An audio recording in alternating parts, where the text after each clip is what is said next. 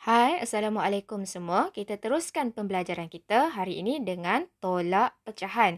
Kelas lepas, cikgu dah ajar kamu tambah pecahan. Okey, untuk tolak pecahan juga dia ada dua keadaan iaitu penyebut yang sama dan yang kedua adalah penyebut yang tidak sama. Penyebut ni nombor yang berada di bawah iaitu bawah pecahan ni. Okey, untuk hari ni kita nak lihat proses penolakan melibatkan penyebut yang sama. Kalau kelas lepas, kita lihat tambah dari segi penyebut yang sama. Okay, ingat, tambah dan tolak, dia perlu patuhi 3 syarat iaitu S, T, M. Untuk ingat, awak boleh ingat dengan cara yang mudah itu sayang teacher. Muah. Okay, S sayang, T teacher, M muah. Okay, untuk S merujuk kepada penyebut. Penyebut perlulah nombor yang sama. Barulah kita boleh pergi kepada syarat yang kedua untuk kita buat. Okey, bila penyebut nombor yang sama dalam operasi tambah dan tolak pecahan, barulah kita boleh laksanakan operasi tersebut sama ada tambah atau tolak. Okey, bila mengira, kita hanya perlu kira pada bahagian atas iaitu pengangka. Jangan diusik pula. Jangan pula kamu kira yang penyebut pula. Okey, seterusnya, lepas kamu selesaikan ini, kamu kena lihat syarat yang ketiga iaitu permudahkan pecahan. M, muah tu. Jadi, kalau katalah pecahan itu boleh dipermudahkan menggunakan jadual sifir yang cikgu dah ajar, kamu perlu lakukan permudahkan pecahan. Okey, jadi hari ini kita nak lihat contoh tolak pecahan melibatkan penyebut yang sama dahulu. Okey, untuk penyebut yang sama, kita lihat contoh yang pertama. Okey, contoh yang pertama cikgu berikan kepada kamu iaitu 5. 5/8 tolak 2/8. Okey, ingat semula syarat kita. 3 syarat untuk kira tolak dan tambah pecahan iaitu pertama, penyebut nombor sama. Okey, sekarang soalan ini penyebutnya sama. Okey, syarat 1 telah dipatuhi. Okey, barulah kita boleh ke langkah yang kedua iaitu tolak pengangka. Okey, bila sebut tolak pengangka, pengiraan hanya melibatkan nombor pada bahagian atas sahaja. Okey, sekarang ingat semula dalam operasi tambah itu cikgu kata terus letakkan penyebut sebagai 8 sebab dia dah sama. Seterusnya kita selesaikan bahagian pengangka iaitu 5 tolak 2. Keluarkan 5 jari kamu, kemudian tutup 2 jari. Jadi jari yang masih tinggal adalah 3. Jadi tulis jawapan itu iaitu 3/8. Okey, sekarang kita nak pergi pada langkah yang ketiga iaitu permudahkan pecahan. Okey, perhatikan 3/8. 3/8 ni adakah dia berada dalam mana-mana sifir? Okey, kita lihat di sini. 3/8.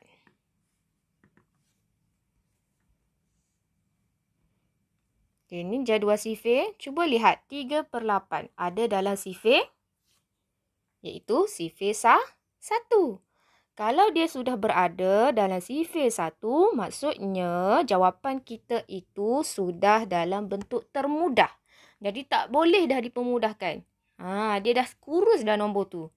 Okay, jadi jawapan dia terus kita boleh jadikan dia iaitu 3/8. Okay, sekarang mari kita lihat contoh yang kedua. Okey, contoh yang kedua adalah 9/10 tolak dengan 1/10. Okey, perhatikan syarat yang pertama iaitu penyebut kena sama. Sama penyebut. Okey, syarat pertama perhatikan adakah ianya telah dipatuhi. Ya, dia telah dipatuhi iaitu per dengan 10 kedua-duanya. Jadi, right langkah yang pertama. Okey, langkah yang kedua. Setelah sama, kita terus letak dekat sini penyebut dia iaitu 10. Kemudian langkah kedua, kita akan tolak. Tolak apa? Pengangka. Pengangka adalah nombor pada bahagian atas. Okey, nombor atas. Okey, sekarang kita tolak 9. Keluarkan 9 jari. Kemudian tutup 1 jari. Kita akan dapat 8. Jadi jawapan dia adalah 8/10. Tapi ingat langkah yang ketiga iaitu permudahkan pecahan. Jadi kita kena rujuk jadual sifir sama ada kita boleh kecilkan tak lagi pecahan tersebut. Kena kuruskan pecahan tersebut. Jadi kita rujuk semula jadual sifir. kita cari sama ada 8 dengan 10 ini berada di mana-mana sifir.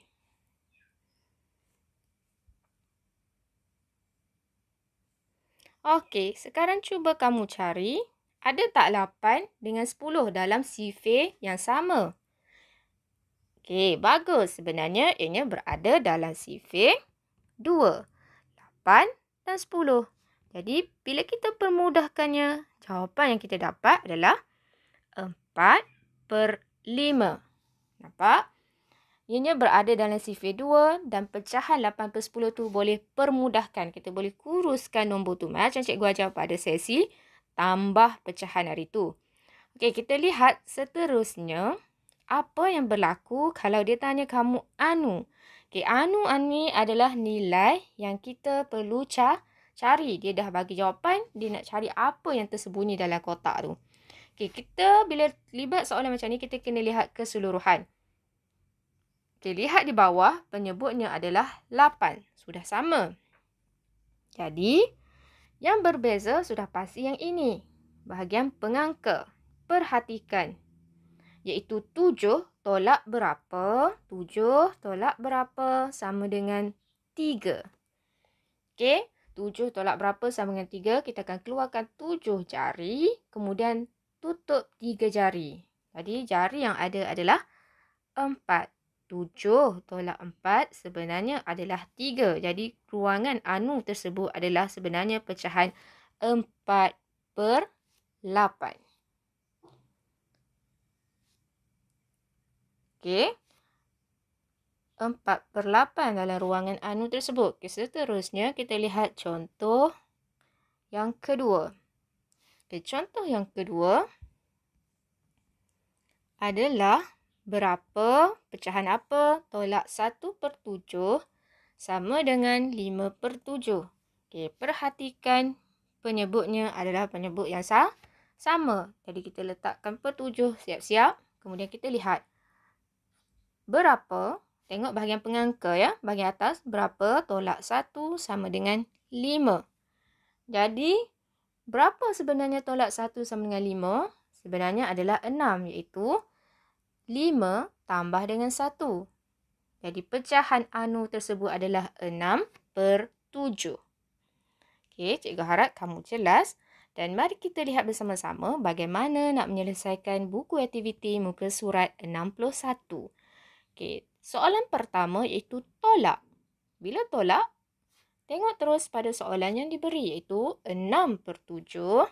Tengok 6/7 tolak 4/7. Okey, ingat semula syarat untuk tambah dan tolak pecahan iaitu STM. Sama penyebut. Okey, sama tak penyebut dia? Ya, penyebutnya dah sama iaitu per dengan 7. Jadi syarat yang pertama sudah selesai. Kemudian barulah, terus kita letak di sini 7 sebab sama dah penyebut dia. Kemudian barulah kita pergi pada langkah kedua iaitu tolak pengangka. Bila sebut pengangka, ingat pengangka adalah nombor pada bahagian atas sahaja. Okey. Jadi tolak pengangka sekarang iaitu 6 tolak 4. 6 jari kita buka, kemudian tutup 4 jari, kita akan dapat iaitu 2. Okey, kita letak 2 kat sini. Kemudian langkah ketiga itu permudahkan, mudahkan pecahan. Okey, perhatikan bila nak mudahkan pecahan, kita cuba guna jadual sifir yang cikgu dah ajar guna jadual sifir. 2 dan 7 berada dalam sifir berapa? Ya, dia sudah berada dalam sifir 1. Jadi cikgu dah cakap kalau kita jumpa nombor pecahan tu dia berada dalam sifir 1, maksudnya dia sudah dalam bentuk termudah. Jadi kita tak perlu lagi permudahkan lagi pecahan tu. Dah termudah dah ni. Jadi jawapan yang kita akan dapat adalah 2/7. Okey, untuk soalan B. Okey, kita lihat soalan B. Bagi soalan B, cikgu nak kamu cuba jawab sendiri. Cuba selesaikan sendiri. Apa jawapan dia itu? 5/8 tolak dengan 2/8. Apa jawapannya di sini? Ingat, yang pasti 3 syarat itu perlu dipatuhi iaitu STM. TM. Sayang teacher. Muah. Okey. Okey, kita lihat seterusnya soalan C. Okey, soalan C diberi kepada kita adalah 3/4 tolak 1/4. 3/4 tolak 1/4. Ingat juga iaitu 3 langkah iaitu sayang teacher, muah. Sama penyebut. Okey, lihat soalan yang diberi, sama tak penyebutnya? Ya, sama. Maka kita terus tulis dengan 4. Okey, langkah 1 telah selesai. Kita lihat langkah kedua iaitu tolak. Tolak pengangka. Tolak pengangka adalah nombor pada bahagian atas. Iaitu 3 tolak 1. Keluarkan 3 jari. Tutup 1 jari, kita akan dapat 2. Okey, langkah kedua telah selesai. Maka langkah ketiga kita akan masuk itu permudahkan pecahan. Okey, mudahkan pecahan ni. Rujuk jadual sifir yang cikgu dah letak di bahagian tepi. 2 dan 4 berada dalam sifir? Ya, berada dalam sifir 2. 2 dan 4. Jadi, bila kita permudahkan, kita akan dapat jawapannya adalah 1/2. Okey, dah cantik dah pecahan kita ni dalam bentuk termudah. Okey, selesai langkah kita yang ketiga. Okey, seterusnya kita lihat soalan D. Okey, soalan D, cikgu nak kamu cuba buat sendiri. Soalan D cuba buat sendiri. Sama juga dengan cara di C. Cuma ingat syarat dia 3 langkah. Iaitu sayang, teacher, muah. Ingat, sama penyebut, kemudian tolak pengangka. Lepas tu baru lihat sama ada pecahan tersebut boleh permudahkan ataupun tidak menggunakan jadual sifir. Okey, D cikgu tinggalkan kamu untuk buat sendiri. E pun sama, cara dia sama dengan kita buat yang C tadi. Cikgu dah bagi contoh. Okey, seterusnya kita lihat pada soalan yang kedua. Nombor 2, dia bagi dalam garis nombor. Yang pertama, kita perlu faham garis nombor tersebut. Kita lihat, dia mula-mula di sini adalah 4/5.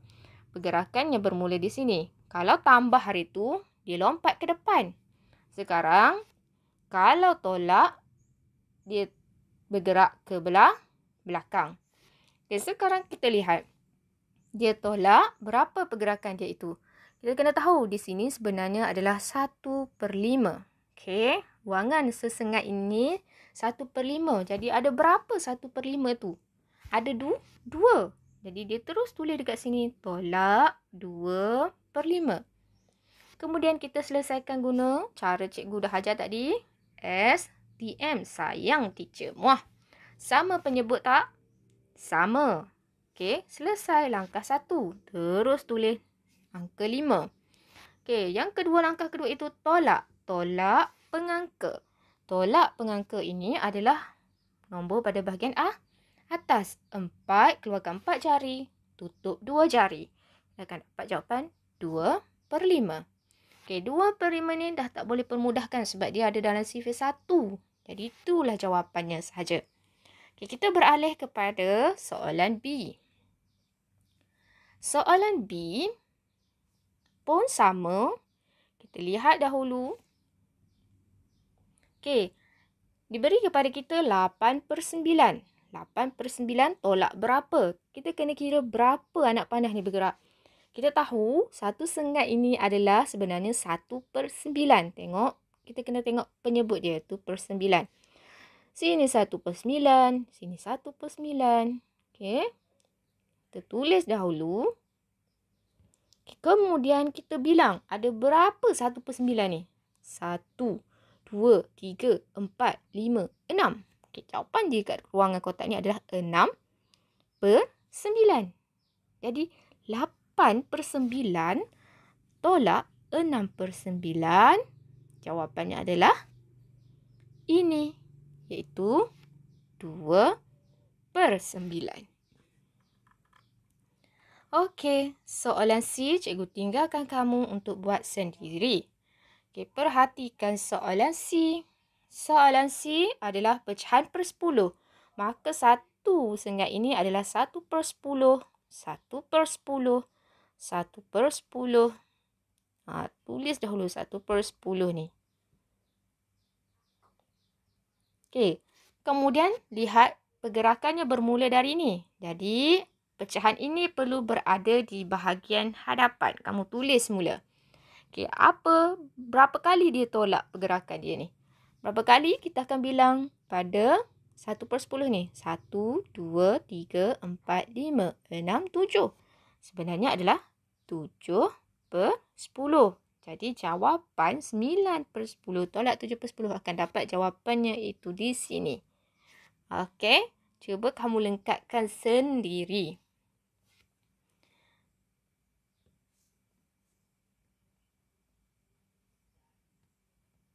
Okey, kita selesaikan soalan ini.